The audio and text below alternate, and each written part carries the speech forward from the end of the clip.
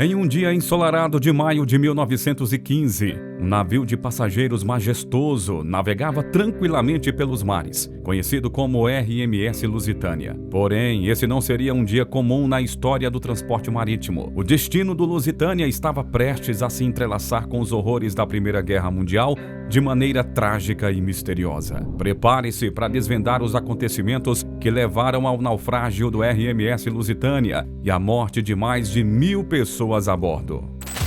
Sobre a construção do navio. O planejamento envolvendo a construção do RMS Lusitânia não aconteceu de uma hora para outra. Na verdade, o projeto teve o seu início por conta de um momento onde o Reino Unido e a Irlanda, que eram as principais potências marítimas desde o final do século XVII, estavam temendo a crescente concorrência dos países emergentes no mercado de embarcações comerciais feitos exclusivamente para passageiros, como, por exemplo, o Império Alemão e os Estados Unidos. Os almirantes da Marinha Real Britânica, extremamente preocupados com essa disputa, decidiram apostar em um projeto idealizado pela empresa Cunard Line. A ideia da Cunard envolvia a construção de 2 navios transatlânticos luxuosos e que, inclusive, fossem os mais rápidos do mundo. O almirantado acabou por aprovar o projeto, concedendo um empréstimo de 2,6 milhões de libras esterlinas, dando um prazo de pagamento de 20 anos. Muito dessa aprovação também ocorreu porque a Marinha já pensava em solicitar aquelas embarcações a serem construídas caso alguma guerra acontecesse. Mas veremos sobre isso mais para frente. O navio RMS Lusitânia foi projetado por Leonard Pesquet e teve a sua construção iniciada no dia 16 de junho de 1904. E o local escolhido para a obra foram os estaleiros da John Brown Company, em Clydebank, na Escócia. O transatlântico acabou ganhando o apelido de navio escocês. As características do navio chamavam bastante a atenção, já que ele possuía 239 metros de comprimento, 26 metros de largura e uma altura de 18 metros. Ele ainda tinha capacidade para abrigar 2.198 passageiros. Era equipado com 4 turbinas a vapor e 25 caldeiras, além de possuir uma propulsão composta por 4 hélices triplas, sendo atualizado em 1909 para 4 hélices quadruplas. Lembra que te falei sobre a ideia dele ser extremamente rápido? Pois é, ele podia atingir uma velocidade de 46 km por hora. Mas quando ficou pronto o navio? Bom, o RMS Lusitânia teve o seu lançamento em março de 1907 e naquela época ele era o maior navio do mundo, superando o gigantesco barco alemão ISS Augusta Victoria.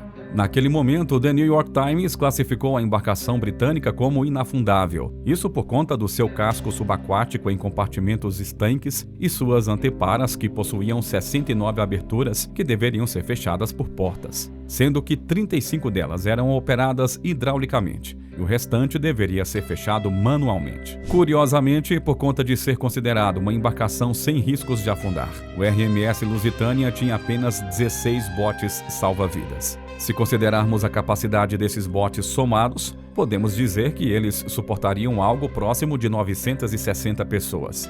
Por mais absurdo que pareça, essa quantidade seguia as normas da época. O navio teve as suas capacidades de manobras, velocidade e até mesmo as paradas de emergência testadas por 3 dias antes de finalmente ser entregue à Cunard Line. Parte interna do navio. Para termos uma ideia do quão grande era o Lusitânia, a embarcação visava dividir os passageiros em 3 classes distintas. A primeira classe era extremamente luxuosa, tendo uma grande sala de jantar, quartos dedicados aos fumantes e uma enorme sala de leitura, além de um grande salão de música. A segunda classe também possuía uma sala de jantar, porém essa era bem menos luxuosa do que a anterior. Uma menor sala de estar, um salão para fumantes e um local chamado de salão para senhoras. Essas salas, destinadas para a segunda classe, ficavam localizadas na parte traseira do navio. Elas eram alojadas em uma estrutura de convés separada para isso. A terceira divisão de passageiros tinha uma grande sala de jantar, uma sala de fumantes e um local para mulheres em espaços públicos. As cabines eram bem apertadas, ainda que fossem maiores e mais limpas do que as de outros navios. Elas possuíam algo em torno de 5 ou 6 camas por cabine. Essa estrutura ficava alojada na parte frontal da embarcação. Enfim, de modo geral, o projeto era motivo de orgulho para os britânicos, pois ele era extremamente luxuoso, gigantesco, rápido e tinha uma bela aparência. já que possuía 4 chaminés bem grandes e visíveis, mesmo de muito longe. E antes de seguirmos por aqui, quero ter certeza de que você está conosco até agora. Compartilhe nos comentários qual história do passado mais te fascina e que você adoraria ver aqui no nosso canal. O comentário mais interessante será fixado e será o nosso tema de vídeo. Não deixe essa oportunidade escapar, hein? Conte a sua história agora e faça parte da nossa jornada. Viagem de inauguração e recordes. A primeira viagem da embarcação foi no dia 7 de setembro de 1907 e cerca de 200 mil pessoas foram prestigiar a saída do gigantesco navio. O RMS Lusitânia saiu do porto de Liverpool e tinha a cidade estadunidense de Nova York como seu destino. O transatlântico estava completamente lotado já nessa primeira viagem.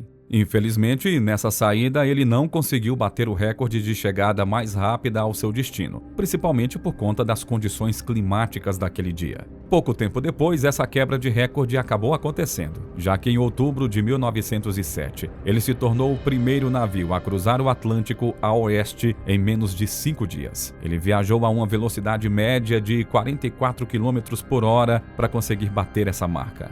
2 anos depois, em 1909, o RMS Mauritânia, navio irmão do RMS Lusitânia, também bateu esse recorde e o manteve até 1929. Mas essa não é a única marca histórica do Lusitânia. Ele também detém o recorde da maior quantidade de ouro já transportada em um navio. Essa marca foi alcançada pela embarcação britânica em 1907, quando ele transportava incríveis 20 toneladas de ouro, no valor de 2,5 milhões de libras esterlinas. Para termos uma noção, isso é cerca de 2 vezes o valor do próprio navio. Primeira Guerra Mundial, o RMS Lusitânia é requisitado. Pois bem, no ano de 1914, o RMS Lusitânia acabou sendo requisitado para ser utilizado na Primeira Guerra Mundial. Ele estava em Nova York naquele período, mas deveria partir para Liverpool em 4 de agosto daquele ano. Devido à grande ameaça dos barcos cruzadores auxiliares alemães, o comandante responsável pelo navio não sabia como deveria proceder. O consulado britânico presente em Nova York deu as instruções para que essa travessia fosse iniciada. O transatlântico começou essa viagem com apenas 200 passageiros. Teve de fazer todo o percurso com as luzes apagadas. Além disso, ainda tiveram que pintar toda a estrutura, incluindo as chaminés e o seu casco de cinza claro. Tudo isso para que o navio não fosse identificado pelos inimigos alemães. Felizmente, o RMS Lusitânia chegou a Liverpool em 11 de agosto de 1914 sem incidentes. A última viagem da embarcação ocorreu no dia 7 de maio de 1915. Novamente, o navio saiu de Nova York com destino a Liverpool, no dia 1º de maio daquele ano. Eram 1.962 pessoas no Lusitânia, sendo que 1.266 eram passageiros e os outros 696 eram tripulantes. No dia 6 daquele mesmo mês, o comandante William Thomas recebeu a informação de que haviam submarinos alemães naquele local. No fatídico dia 7, tudo parecia normal. Até que por volta das 14 horas, um desses submarinos acabou lançando um torpedo contra o RMS Lusitânia. Os tripulantes do navio britânico tentaram de todas as formas lançar os botes salva-vidas, mas a inclinação da embarcação após ter sido atingida acabou por dificultar muito esse processo. No fim das contas, eles conseguiram que apenas 6 dos 48 botes chegassem ao mar. 18 minutos depois de ser atingido, o navio naufragou. Foram 1.198 mortes entre os presentes na embarcação. Assim como na tragédia do Titanic, grande parte das vidas ceifadas foram por afogamento ou por hipotermia em decorrência do congelamento na água. Onde está o navio naufragado? O naufrágio foi descoberto em 1935, no dia 6 de outubro, estando localizado ao sul do farol de Kinsale, na Irlanda, mais especificamente a 18 quilômetros de distância. Em 1982, diversos itens da embarcação foram recuperados no fundo do mar. Os estudos ainda indicam que o navio se deteriorou muito mais rápido do que o Titanic, sendo extremamente instável e podendo desaparecer a qualquer momento. A embarcação está do seu lado estibordo e se encontra a cerca de 93 metros de profundidade. A deterioração citada anteriormente ocorreu principalmente por conta da força em que a embarcação atingiu o fundo do mar, além das marés de inverno e também a corrosão que ocorreu ao passar das décadas. O navio possui uma curvatura bastante anormal, que se deve pela falta de resistência, que é relacionada à perda de sua superestrutura. O mais bizarro é que o naufrágio ainda foi atacado pela própria Marinha Real durante a Segunda Guerra Mundial. Dizem que isso ocorreu porque a embarcação foi detectada como se fosse um submarino inimigo e teria recebido os ataques de forma totalmente acidental. Outras curiosidades.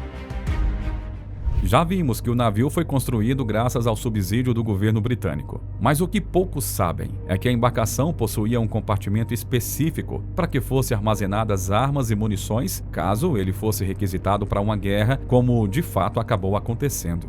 Diversos barcos requisitados na época acabaram sendo utilizados no transporte de tropas e até mesmo como navios hospitalares. Porém, o RMS Lusitânia permaneceu em seu serviço comercial, mas com algumas medidas de economia, claro, né? A principal dessas medidas foi o fechamento da caldeira número 4. Assim, o uso de carvão era reduzido, assim como a sua mão de obra também. Por conta disso, a velocidade máxima da embarcação acabou sendo bastante reduzida. Com a possível diminuição das ameaças, o navio acabou voltando a uma pintura civil. O nome foi posto em dourado, as chaminés foram pintadas e a superestrutura foi pintada de branco. Infelizmente, como vimos anteriormente, as ameaças não tinham necessariamente terminado, especialmente com o surgimento dos submarinos. Já era de conhecimento geral que os alemães estavam atacando qualquer embarcação visível no mar do Reino Unido e sem aviso prévio. Por isso, o almirantado britânico já havia indicado 2 barcos de escolta para o RMS Lusitânia. No caso, o HMS Lewis e o HMS Havelock. O problema é que o capitão Dow do Lusitânia não deu a posição do navio para os britânicos, fazendo com que o trajeto fosse feito sem escolta. Por conta disso, William Turney o substituiu como responsável pelo navio. O anterior estava sendo considerado como alguém cansado e doente pela Cunard Line, provavelmente por conta dessa pressão muito grande em decorrência da guerra, né? Uma grande onda o atingiu anteriormente. Alguns anos antes do trágico naufrágio, mais especificamente em janeiro de 1910, o RMS Lusitânia estava em uma outra viagem de Liverpool para Nova York. O navio foi atingido por uma grande onda. A embarcação foi atingida 2 dias após o início da viagem. Essa onda chegou a incríveis 23 metros de altura. O desenho da proa permitia que o Lusitânia quebrasse as ondas, mas nesse caso isso teve um custo. Por conta dessa quebra, a onda acabou rolando por cima da proa e bateu de frente com a ponte de comando. Então as janelas e o convés do castelo foram danificados. A ponte de comando inclusive sofreu um deslocamento de alguns metros. Felizmente, nesse episódio, ninguém se feriu. Mas os passageiros do navio, claro, com toda razão, ficaram totalmente abalados emocionalmente com tudo o que havia ocorrido. Mistérios não respondidos. Mesmo que os ataques aos destroços do navio possam parecer acidental, algumas pessoas acreditam e defendem que a ideia dos britânicos era tentar retirar as munições e também o armamento que ainda teriam ficado armazenados no RMS Lusitânia. Em 2009, uma expedição ao naufrágio confirmou que existia uma carga na embarcação e que ainda não havia sido detonada. A história envolve muitos mistérios. O professor William Kingster, do Trinity College de Dublin, na Irlanda, disse que a maioria real e o governo britânico sempre buscaram tomar medidas para que não descobrissem muitas coisas que fossem relacionadas ao navio.